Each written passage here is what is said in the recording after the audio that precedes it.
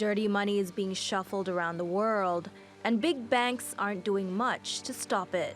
At least that's what the FinCEN documents show. 2,657 suspicious activity reports were leaked to BuzzFeed News and the International Consortium of Investigative Journalists. From 2000 to 2017, banks flagged $2 trillion in suspicious transactions with the U.S. Department of Treasury's Financial Crimes Enforcement Network. Banks operating in the U.S. are required to report activity they believe could be linked to financial crimes like money laundering or tax evasion to the agency. The records show that while the banks did report the suspicious activity, they took no action afterwards. We know for a fact that this is not something unusual. Tax haven has always been there for centuries to serve the interests of the uber rich. And while FinCEN is the U.S. agency in charge of compiling suspicious activity reports, it does not force banks engaging in financial crimes to stop.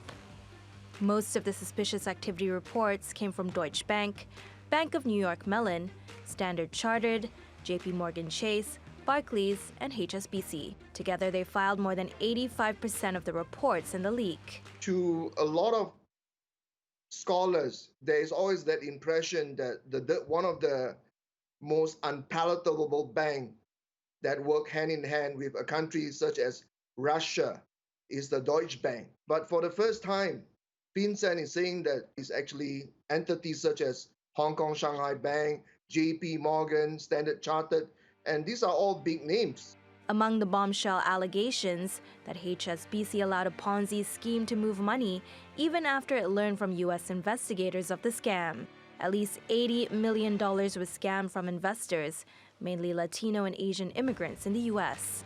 Ironically, the British banking giant had previously avoided criminal prosecution in the U.S. over money laundering by Mexican drug lords by agreeing to improve its safeguards. The leaked documents also show Standard Chartered allegedly processed money for Al Zaruni Exchange, which was later accused of laundering money on behalf of the Taliban. Russian billionaire Arkady Rodenberg, one of President Vladimir Putin's closest associates, is alleged to have used Barclays Bank in London despite sanctions meant to stop him using financial services in the West. FinCEN has condemned the document dump, saying it could impact U.S. national security. But what the leaks do expose is the hollowness of banking safeguards and how easy it is for criminals to exploit the system. Natasha Hussain, TRT World. Well, for more on this, I'm joined by Tom Keatinge in Lyndhurst in the UK. He's the director of the Centre for Financial Crime and Security Studies at the Royal United Services Institute. And Ben Hallman is chief reporter at the International Consortium of Investigative Journalists, which jointly published the so-called FinCEN files. And he joins us from Washington, D.C. Welcome to you both.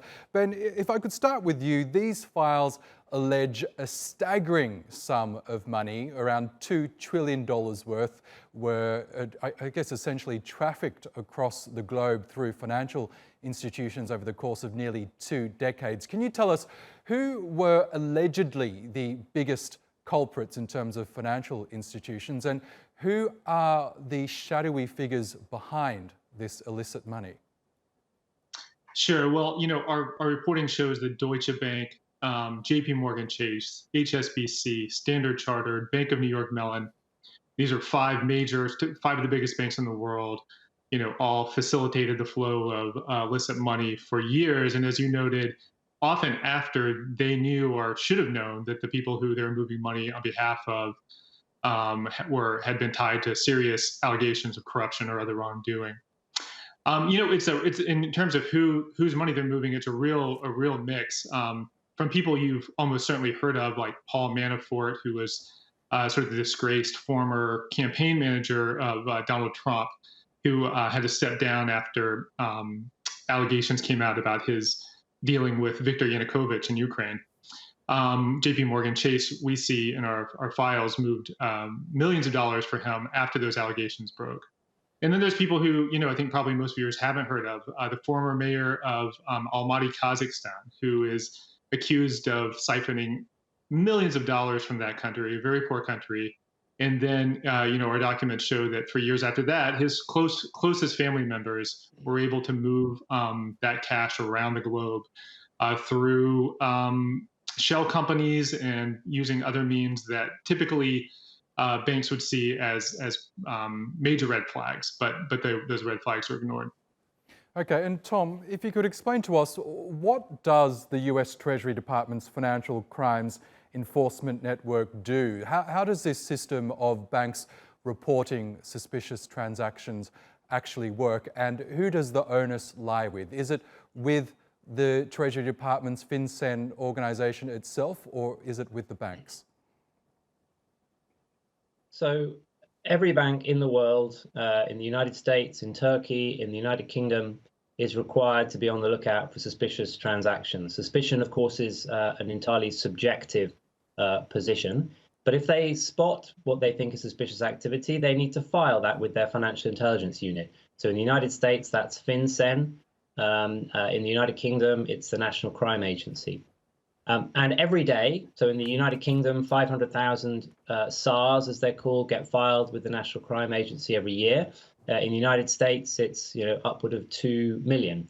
And so the way I like to think about it is that the banking system is firing these SARs at the authorities day in, day out.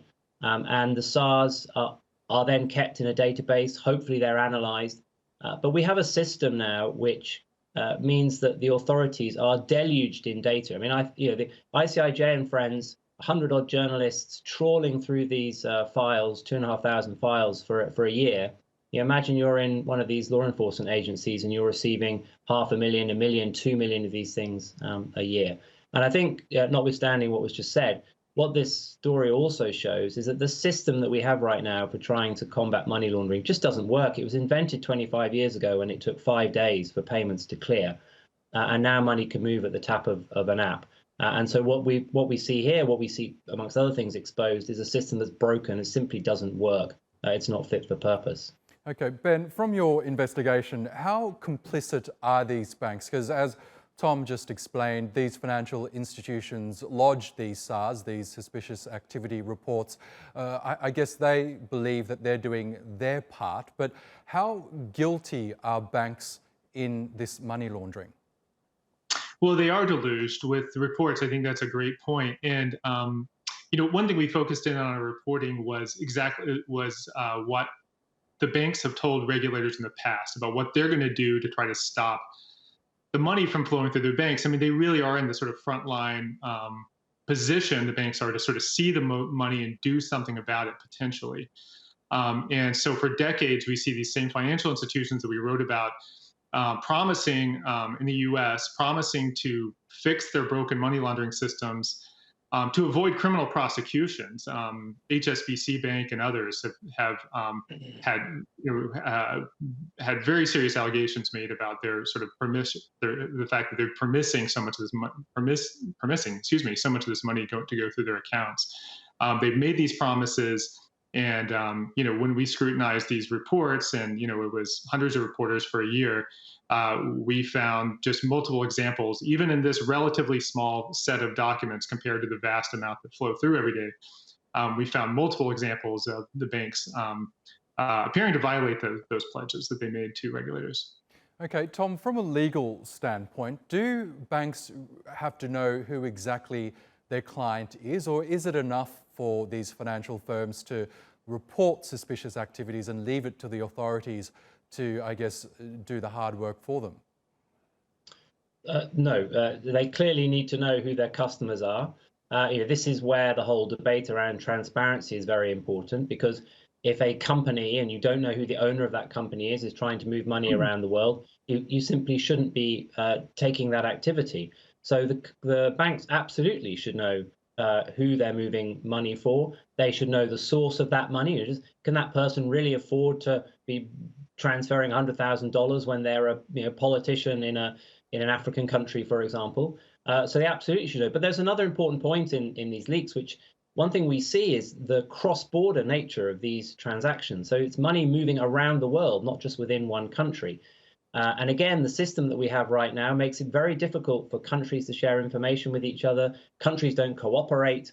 And so, of course, the criminals and the bad guys are always one step ahead because they know they've just got to skip the border and no one will ever catch up with them. So, again, I can't emphasize enough how important these leaks are in revealing the broken nature of the system. Shortcomings on the sides of the banks, for sure, big shortcomings on the sides of governments as well. And Ben, we know there's been quite a lot of market reaction to these FinCEN papers. We've seen the shares of HSBC, Deutsche Bank, Standard Chartered, and many of the other banks that were implicated in this report dive today. But what sort of reaction have the banks have we seen from the banks themselves? And do you expect the ramifications to be far-reaching as a result of this leak? Yeah, I mean, we can say, I guess, these are different institutions and they reacted differently. I think generally the banks have tended to point to what we reported on as being past actions that they have moved to correct. I mean, generally they can't, they say they're not allowed to comment on the specifics of the SARs. These are highly confidential documents that they have prepared, and they're not allowed to comment on the specific people, the specific transactions. But they promised reforms. I think, I think as we point out, they've promised reforms in the past too, and haven't seemed to have made them. Okay, Tom Keatinge from the Royal United Services Institute and Ben Hallman from the International Consortium of Investigative Journalists. We'll have to leave it there, but thank you both again for joining us on the program.